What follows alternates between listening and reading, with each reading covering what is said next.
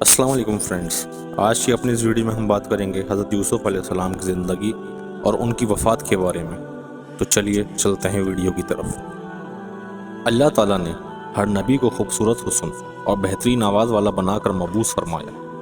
حضرت یوسف علیہ السلام کو خوبصورت حسن سے نوازا گیا تھا، یعنی حضرت محمد صلی اللہ علیہ وآلہ وسلم کے حسن کا آدھا حصہ حضرت یوسف علیہ السلام کو عطا کیا گیا تھا۔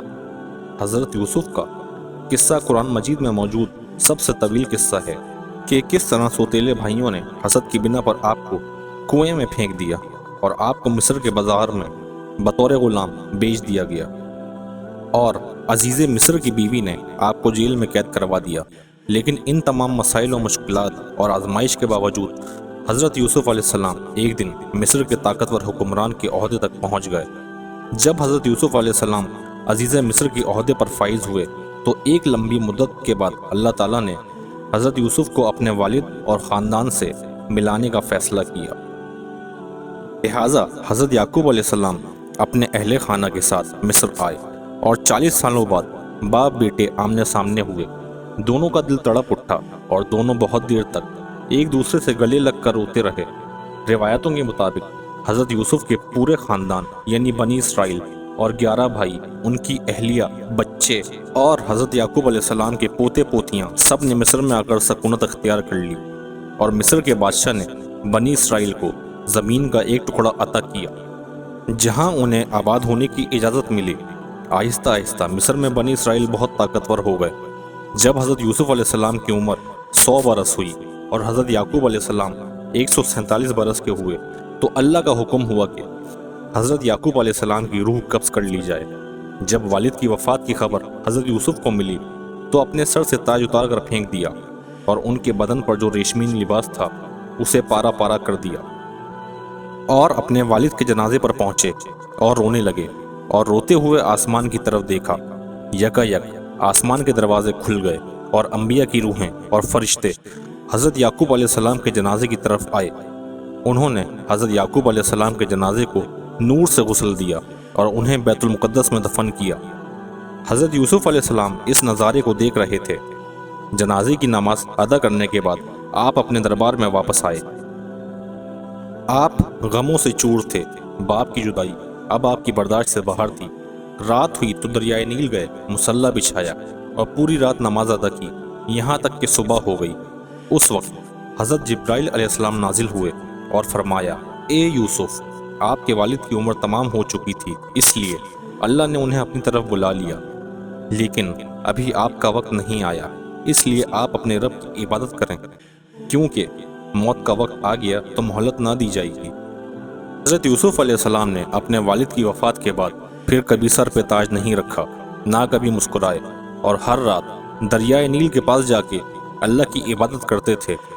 اسی طرح 20 سال گزر گئے، یہاں تک کہ ایک رات حضرت یوسف علیہ السلام نے خواب دیکھا کہ ان کے والد اور دادا ان سے کہہ رہے ہیں کہ اے یوسف، اب ہمارے ملنے کا وقت قریب آ چکا ہے، 3 دنوں کے اندر ہماری ملاقات ہوگی۔ روایت ہے کہ حضرت یوسف علیہ السلام نے ان 3 دنوں میں باپ کو دیکھنے کی خواہش میں اتنی گریاؤ زاری کی کہ ان کے والد نے بھی ان 40 سالوں میں نہیں کی ہوگی۔ بس تیسرے دن ملک الموت آئے۔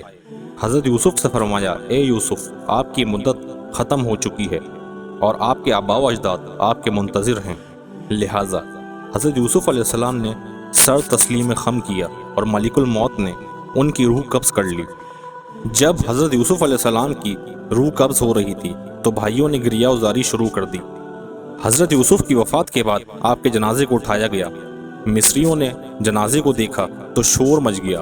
اب مصریوں کا ہر قبیلہ یہ چاہتا تھا کہ حضرت یوسف علیہ السلام کو ان کی زمین میں دفنایا جائے تاکہ ان کی بستی میں خیر و برکت ہو۔ بس اللہ نے اس وقت دریائے نیل کے پانی کو بند کر دیا اور اچانک دریائے نیل سوکھ گیا۔ لہٰذا اللہ کی اس قدرت سے اہل مصر سمجھ گئے کہ حضرت یوسف علیہ السلام کے جسم مبارک کو نیل میں دفن کرنا چاہیے تاکہ دریا کا پانی آپ کی قبر مبارک کو چھو کر گزرے اور تمام مصر اس پانی سے برکت حاصل کر سکے۔ چنانچہ یوسف علیہ السلام کے جسم مبارک کو سنگ مرمر کے صندوق میں بند کر کے دریائے نیل میں دفن کیا گیا۔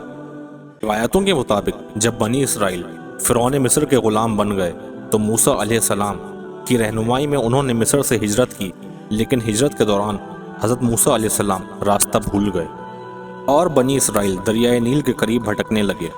बनी इसराइल ने बहुत कोशिश की, लेकिन उन्हें सही रास्ता ना मिला।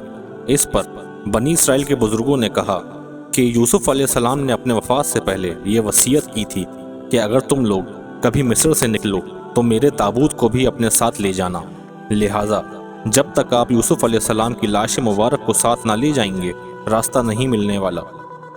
इस बात पर हज़रत मूसा अलैहिस्सलाम ने पूछा, क्या तुम्हें पता है हज़रत यूसुफ अलैहिस्सलाम की कब्र कहाँ है?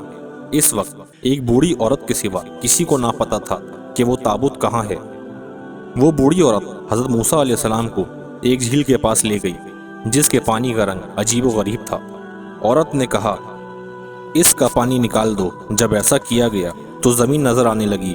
फिर वहाँ खुदाई शुरू की गई, जिसके बाद एक कब्र ज़ाहिर हुई जिसमें वो ताबूत मौजूद था। मूसा अलैहिस्सलाम ने इस ताबूत को निकाला और आगे का रास्ता तय किया और आपको रास्ता मिल गया और आप मंजिल तक पहुँच गए। मूसा अलैहिस्सलाम ने फ़लस्तीन पहुँचकर इस ताबूत को किसी खुफिया मकाम पर दफन कर दिया। इस वाक़ये का जिक्र अहदनामा कदीम में किताब यसू में मौजूद है।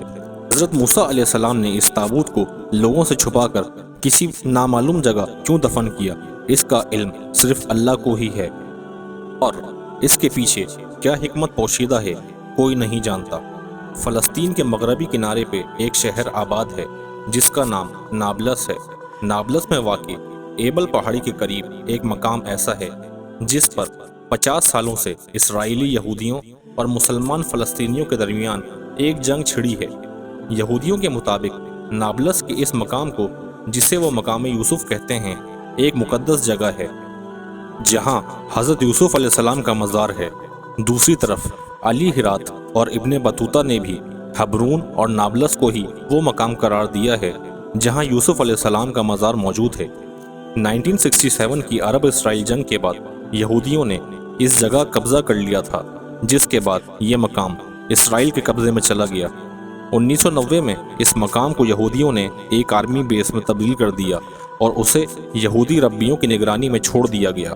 यहूदियों के लिए यह मकाम इतना अहम क्यों है? नेज़ हज़रत यूसुफ अलैहिस्सलाम की इस ताबूत में ऐसी कौन सी पुरअसरारियत मौजूद है, ये आज भी एक राज है। अगर आपको मेरी ये वीडियो अच्छी लगी तो इसको लाइक करें और चैनल को सब्सक्राइब करें और आगे भी अपने दोस्तों के अंदर शेयर करें।